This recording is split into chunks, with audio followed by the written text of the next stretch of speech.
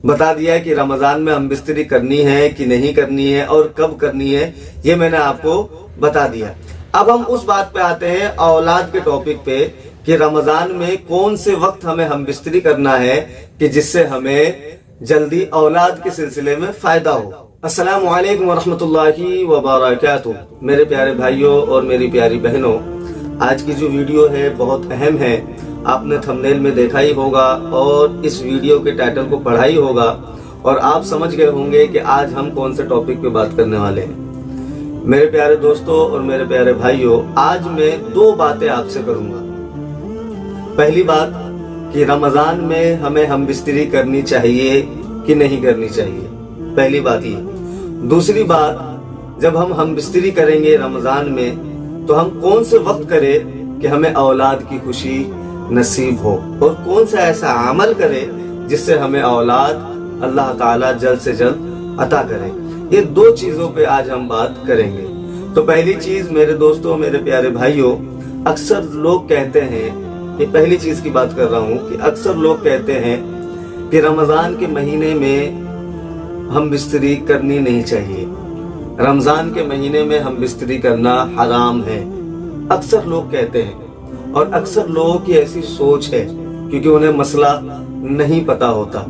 उसकी वजह यह है क्योंकि मैं जब भी वीडियो बनाता हूँ औलाद के सिलसिले में रमजान के महीने में, तो अक्सर लोगों का कमेंट्स आता है कि आपने तो अमल बताया कि रमजान में ये वजीफा करना है, ये अमल करना है, लेकिन रमजान में तो हम बिस्तरी करते ही नहीं है, रमजान में तो हम बिस्तरी करते ही नहीं है, और रमजान में हम बिस्तरी करनी ही नहीं चाहिए, रमजान में हम बिस्तरी करना हराम है। ऐसा लोग कहते हैं, अक्सर लोग कमेंट्स करते हैं। तो मैंने सोचा कि मैं आपको इस वीडियो में जवाब दे दूं कि रमजान के महीने में हम बिस्तरी की इजाजत अल्लाह ने खुद दी है।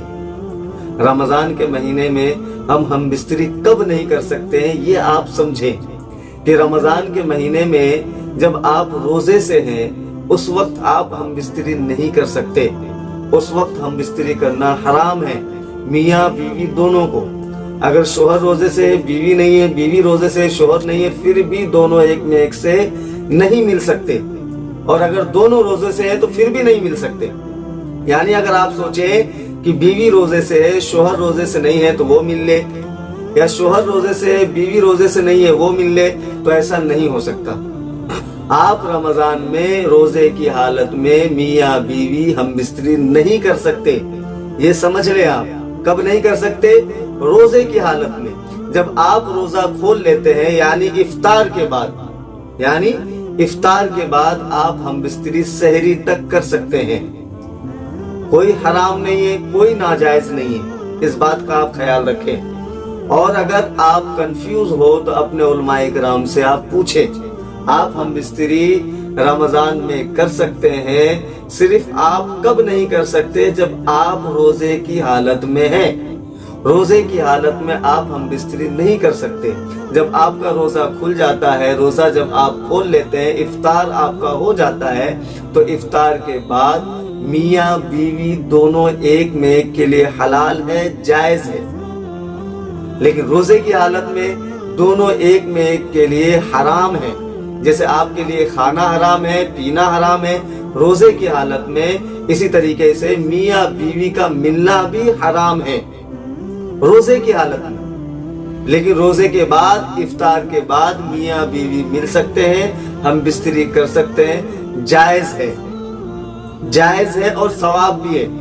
अल्लाह ताला ने कुरान में खुद इजाजत दी है कि रमजान के महीने में आप बीवी के पास जा सकते हैं, आप हम बिस्तरी कर सकते हैं। ये अल्लाह की बहुत बड़ी नियामत है और अल्लाह का बहुत बड़ा एहसान है कि अल्लाह ने हमें इजाजत दी है रमजान के महीने में। लेकिन शर्त यह है कि जब आप अपनी ज़ौजा के पास जाओ, अपने बीवी के पास जाओ, हम बिस्तरी के लिए जाओ, तो आपकी नीयत औलाद की होनी चाहिए। ये अल्लाह खुद कह रहा है, आपकी नीयत औलाद की होनी चाहिए। तो जितने बे औलाद है, जिन्हें औलाद नहीं है, उनके लिए तो ये बहुत बड़ी खुशी की बात है। एक तो अल्लाह ताला हम बिस्तरी की इजाजत भी दे रहा है रमजान के महीने में, दूसरा अल्लाह ताला ये भी शर्त लगा रहा है کہ آپ جب اپنی بیوی کے پاس جاؤ، آپ جب ہم بستری کرو تو آپ کی نیت اولاد کی ہونی چاہیے۔ یہ کتنی بڑی بات ہے۔ تو یہ آپ اپنے ذہن اور دماغ سے نکال دیں۔ جو اکثر لوگ جو مجھے کمنٹس کرتے ہیں، اکثر لوگ جو کہتے ہیں کہ رمضان میں کیا ہم بستری کر سکتے ہیں، رمضان میں ہم بستری کرنا حرام ہے، تو یہ اپنے ذہن اور دماغ سے نکال دیں۔ رمضان میں ہم بستری کرنا جائز ہے، حلال ہے اور ثواب بھی ہے۔ حرام کب ہے، ناجائز کب ہے؟ جب آپ روزے کی حالت میں ہیں، جب آپ روزے کی حالت میں ہیں، اس چیز کو آپ سمجھ لیں۔ دوسرا ناجائز کب ہے، حرام کب ہے؟ جب آپ کی بیوی پیریڈ سے ہو، حیض کی حالت میں ہو، اس وقت بھی بیوی سے ملنا حرام ہے۔ ایک تو روزے کی حالت میں، دوسرا پیریڈز اور حیض کی حالت میں۔ یہ دو چیزوں کو آپ ذہن میں رکھ لیں۔ یہ ہو گیا جائز اور ناجائز کا مسئلہ جو میں نے ابھی آپ کو بتا دیا ہے کہ رمضان میں ہم بستری کرنی ہے کہ نہیں کرنی ہے اور کب کرنی ہے، یہ میں نے آپ کو بتا دیا۔ اب ہم اس بات پہ آتے ہیں، اولاد کے ٹاپک پہ، کہ رمضان میں کون سے وقت ہمیں ہم بستری کرنا ہے کہ جس سے ہمیں جلدی اولاد کے سلسلے میں فائدہ ہو۔ ویسے تو آپ افطار کے بعد آپ کبھی بھی ہم بستری کر سکتے ہیں، نو پرابلم، کوئی ایسا مسئلہ نہیں ہے۔ لیکن جو اولاد کے سلسلے میں پریشان ہیں، جنہیں اولاد چاہیے، جنہیں اولاد ہے ہی نہیں، وہ ابھی جو میں طریقہ بتاؤں گا، جو عمل بتاؤں گا، اس کو آپ غور سے سنیں اور سمجھیں کہ آپ کو کرنا کیا ہے۔ آپ نے افطار کیا تو افطار کے بعد آپ کو ہم بستری کرنی ہی نہیں ہے فوراً۔ افطار کے بعد آپ کو ہم بستری فوراً کرنی ہی نہیں ہے۔ یہ وہ لوگ جنہیں اولاد چاہیے، جنہیں اولاد نہیں ہے، یہ بات کا آپ خیال رکھیں۔ فوراً آپ کو افطار کے بعد ہم بستری نہیں کرنا ہے۔ آپ کو کھانے کے بعد کم سے کم 4 گھنٹے کا فاصلہ رکھنا ہے، یعنی افطار کے بعد 4 گھنٹے کا فاصلہ آپ کو رکھنا ہے۔ 4 گھنٹے تک آپ کو ہم بستری نہیں کرنی ہے افطار کے بعد۔ اور جیسے 4 گھنٹے آپ کے گزر جاتے ہیں، اس کے بعد آپ کو ہم بستری کی تیاری کرنی ہے۔ اب عمل کیا کرنا ہے یہ بھی آپ سنیے۔ جب آپ ہم بستری کے لیے جائیں تو جانے سے پہلے، ہم بستری کے لیے جب آپ جائیں تو جانے سے پہلے آپ یہ کریں کہ اگر آپ کے پاس بسم اللہ کی تعویذ ہو، اکثر لوگوں نے بسم اللہ کی تعویذ منگایا ہے یا پھر اکثر لوگوں نے بسم اللہ کی تعویذ بنایا ہے۔ میں نے پچھلی ویڈیو میں اس کا بسم اللہ کی تعویذ بنانے کا بتایا بھی ہے کہ بسم اللہ کی تعویذ کیسے بنائی جاتی ہے، اور اکثر لوگوں نے بسم اللہ کی تعویذ کا آرڈر کیا ہے، تو اکثر لوگوں کے پاس بسم اللہ کی تعویذ ہوگی۔ تو وہ کیا کریں کہ ہم بستری جب آپ کرنے جائیں تو اس سے پہلے ایک بسم اللہ کی تعویذ شوہر کھا لے اور ایک بسم اللہ کی تعویذ بیوی کھا لے، ٹھیک ہے؟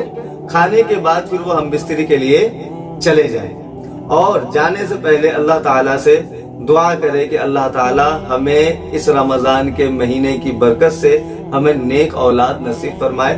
اللہ تعالیٰ سے دعا کرتے ہوئے جائیں، ٹھیک ہے؟ ہم بستری کے لیے جب وہ جائے تو اللہ سے دعا کرتے ہوئے جائیں۔ دوسری بات، اگر کسی کے پاس یہ تعویذ نہیں ہے یا پھر تعویذ بنایا نہیں ہے، ٹھیک ہے؟ بہت سارے لوگ ایسے ہوں گے کہ وہ ویڈیو دیکھی نہیں ہوگی انہوں نے، وہ نئے ہوں گے اس ویڈیو میں، تو آپ ایک عمل کریں۔